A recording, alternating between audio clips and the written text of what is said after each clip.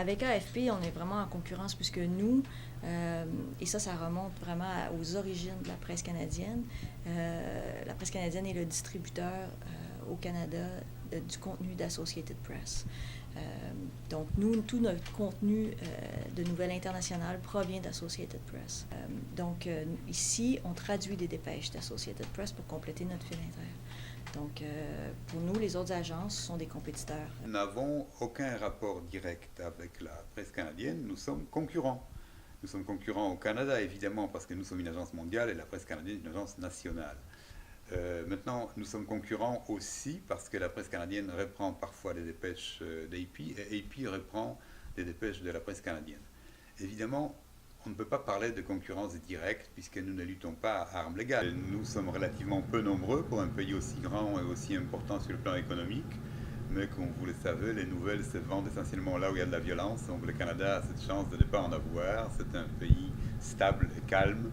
Donc nous sommes en tout et pour tout 4 journalistes. La force de la presse canadienne, c'est son côté bilingue. Donc ici, nous avons des journalistes qui traduisent les dépêches de Canadian Press, donc qui font la couverture d'un océan à l'autre. Et c'est la même chose du côté anglophone, donc ils traduisent parfois nos dépêches qui sont faites par les journalistes francophones. On embauche des journalistes et non pas des traducteurs. Parce qu'on demande à la personne de prendre le texte et d'en faire un traitement journalistique. Donc, si on trouve que pour notre lectorat, le lead est dans le 3e paragraphe, par exemple, ou à la fin complètement, parce qu'il y a un détail qui touche le Québec à la fin, par exemple. Donc, on réduit souvent aussi la longueur des textes qui nous viennent de CP. On saisit bien la différence culturelle qui existe. J'ai été moi-même reporter sur la colline parlementaire à Ottawa. Certains sujets, on va traiter de la même façon, dans le même angle que nos collègues anglophones. Dans beaucoup de sujets, notre angle va être différent parce que la sensibilité n'est pas la même. Donc, il va toujours avoir un intérêt d'avoir des dépêches en français, écrites par des francophones pour des francophones. Nous sommes la seule agence francophone mondiale.